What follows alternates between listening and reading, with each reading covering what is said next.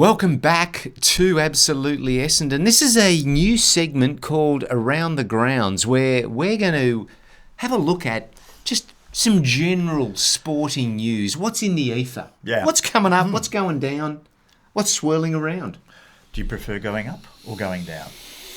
To quote the great Jacqueline Bassett. Now, this is Around the Grounds, and there will be, I guess, a little bit of an AFL bias, but we're not scared to dabble in lesser-known sports. No, and also because we get distracted. Well, that's true, and there's just not that much news that we have in the AFL. But there is a lot of sporting news happening this week. There is. Shattering news for many. It has been devastating. Yeah, particularly lawn bowlers around the world. Yes. What's the news? Well, that Victoria has cancelled the Commonwealth Games for that year when it was going to happen. That year. Yeah. Do they not feel for the kids? I mean, that's heartbreaking news for many, many people, right? Okay. Which kids? Well, the ones that carry the flags around. The ones that were going to volunteer and... let the balloons free or the doves or whatever they do. Okay, yeah.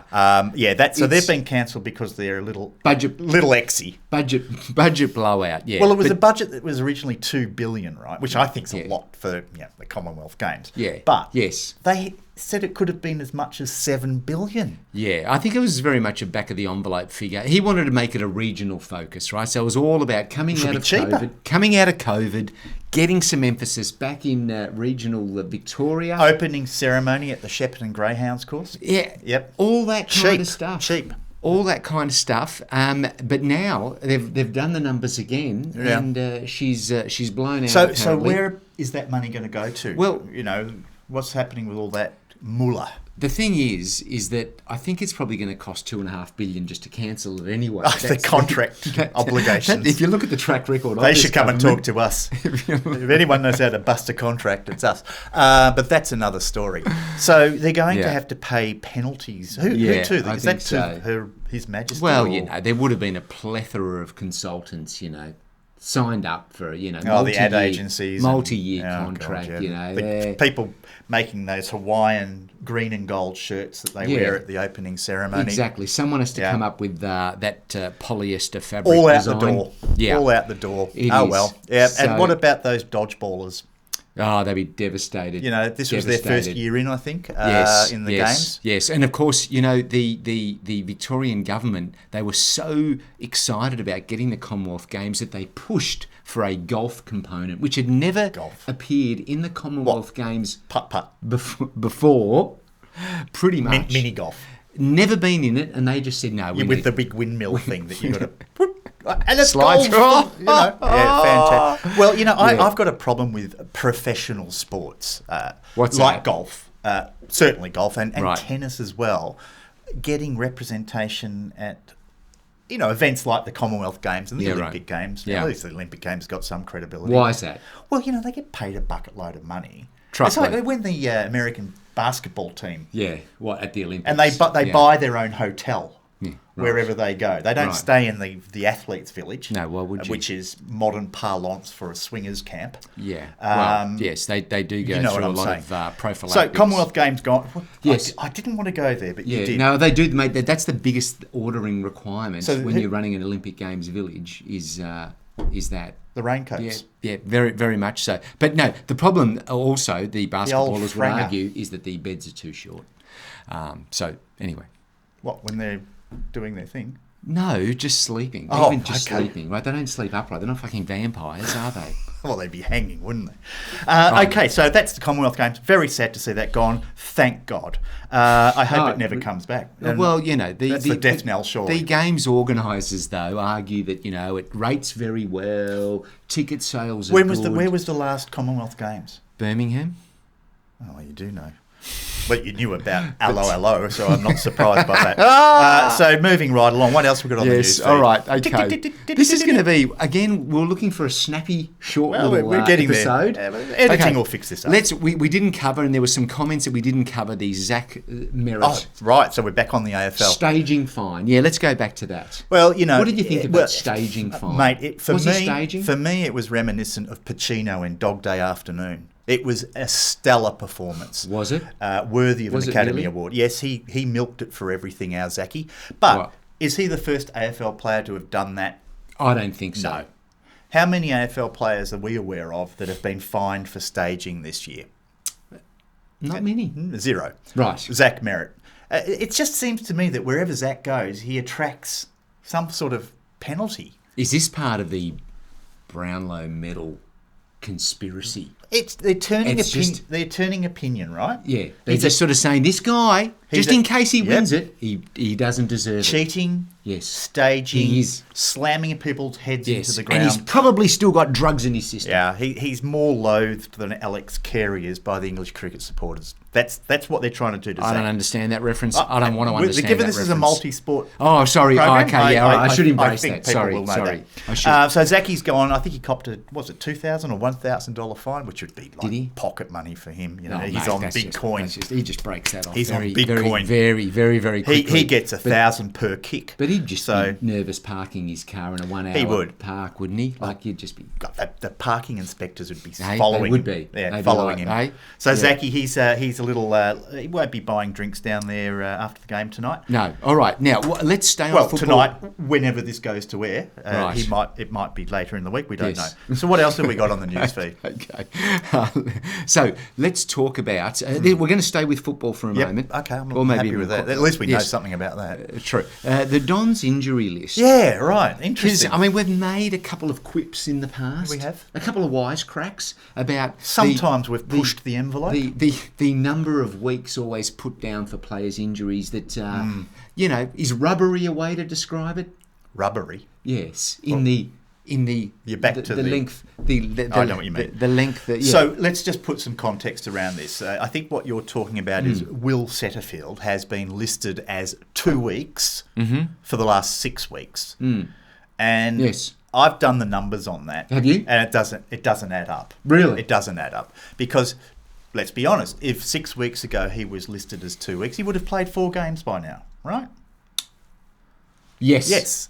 So what's going on down there? Why aren't they coming clean? What are they hiding? Is he still alive? We want proof of life. So if anyone's got some pictures of Will Setterfield yes. down at the hangar training, and it's not a body double, yes. Please can you upload those to our comment section? Please do. I guess you can do that. Can you? Because I'm telling you, the man's gone missing. Yeah. Yeah. Oh, I agree. We want to see proof of life. And what are we trying? What are we keeping secret for? It's not like we've got the nuclear codes down at the hangar. I mean, come on. Because James Stewart has been like 3 weeks. Rest in peace.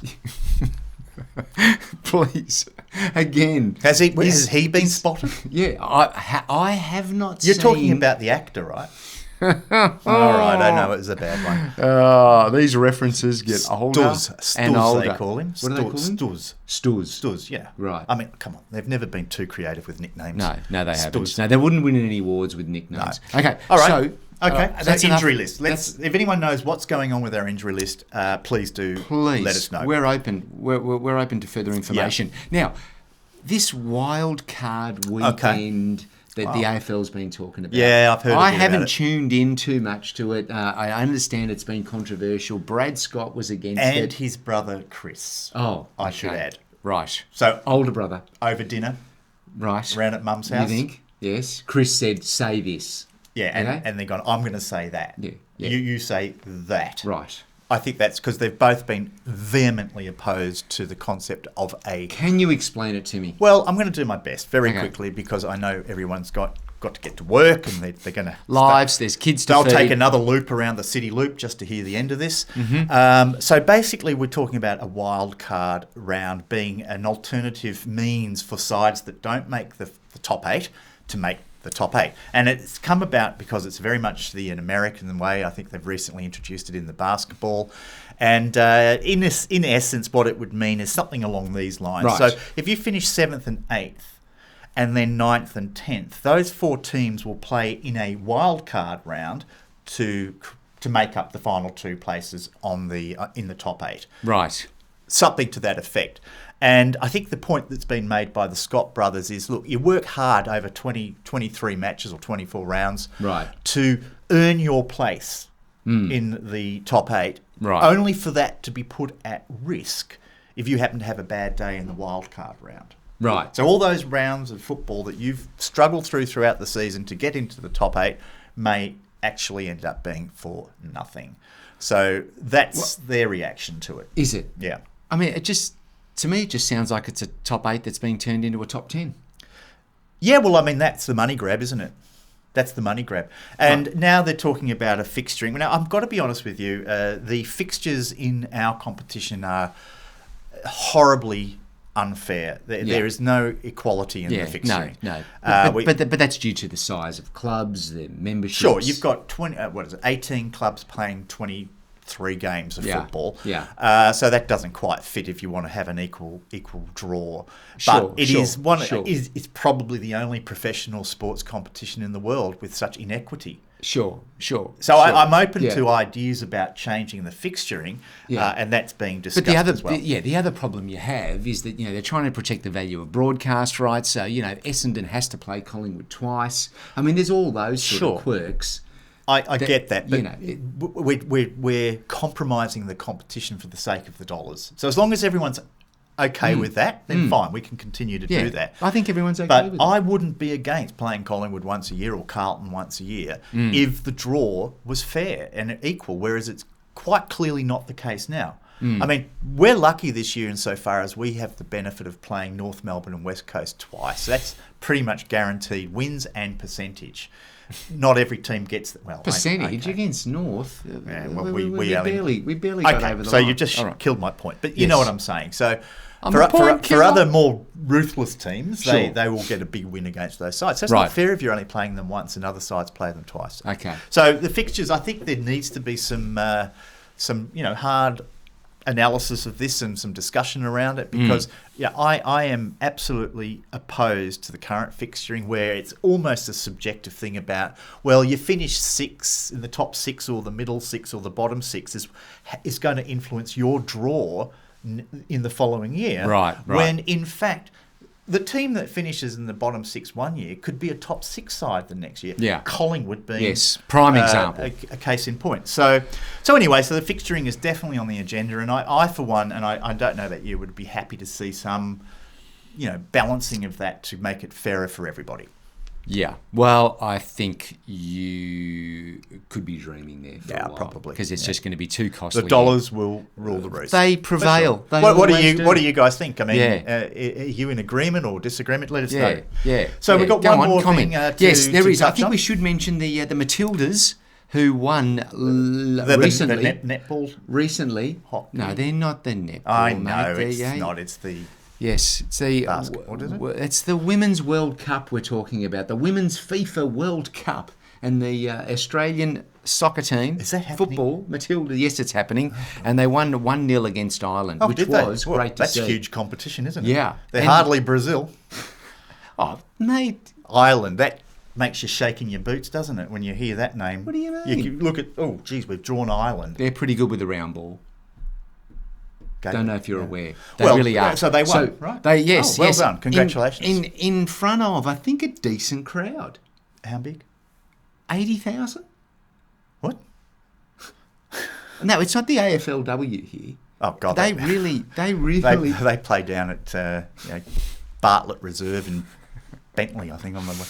80,000. Still growing in That their, is still growing. enormous. So they're all out to see the Aussie girls Yeah, playing the round ball. I That's think they fantastic. will go deep, just on the back Deep? of home support. When you've got a crowd of 80,000 going to these games, Yeah. I think they will go deep into the tournament. I'm not saying they'll win it. The US team's very strong. Are they? Yes. Oh, well, okay, because that's got that, what's her name? Rapinoe, their skipper, their captain. I'm trying to show off my knowledge of American women's football. Oh, really? I don't know. Anyway, I can't they contest won that. the World Cup in recent years, I believe. Yes, they did. And So- refused to be presented their medals or whatever from Donald Trump, if I'm not terribly mistaken. Very good. Yeah. That's a See, nice I do know. tidbit. I do know. a That's bit, not yeah. bad. Because of his position on, I'm trying to say this sensitively. Yeah, what was it?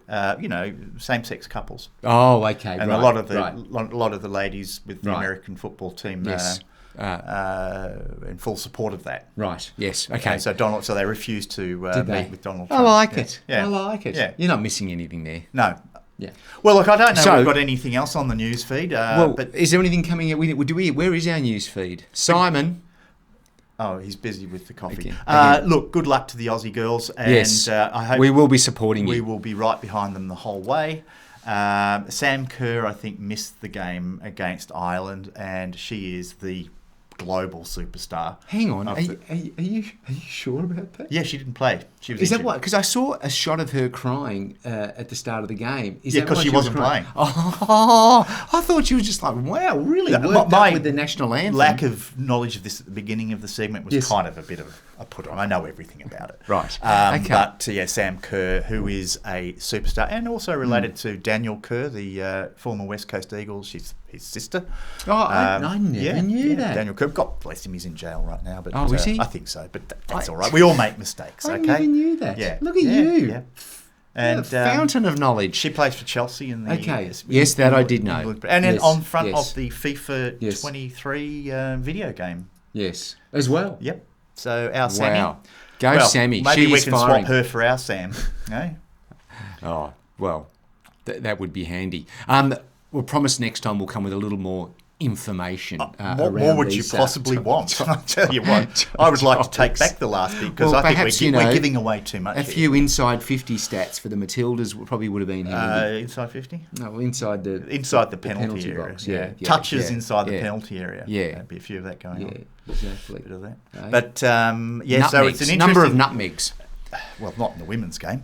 But yeah, fantastic new segment. I love it. I'm looking forward to seeing how it evolves. And if it's absolute Scheisenhausen, please don't hold back. Yes. You're our audience. If we're Yes. giving you stuff that you are against from various points of view, whether it's a moral or political point of view, That's right. let us know. That's and right. we will not do it anymore. Okay? Mate, we are very responsive. So consider this a pilot episode. So it's really up to you. Can you jump the shark in a pilot? Oh, I think we did at about Yeah. the 1 minute mark. Oh, God. Yeah. Fair enough. Well, All look, right. I'm going to see how this all comes up in editing, and So- it may or may not see the light of day. If it sees the light of day, thank you for watching, and bear with us. If won't it you? doesn't, we've amused ourselves. For, We have. Well, for we've a got to few do. minutes. Someone's got to amuse Yes, us. That's We right. do that okay. pretty well. All right. Adios. Thank you once again. We always appreciate it. Hasta luego. See you very soon. Bye for now. Bye.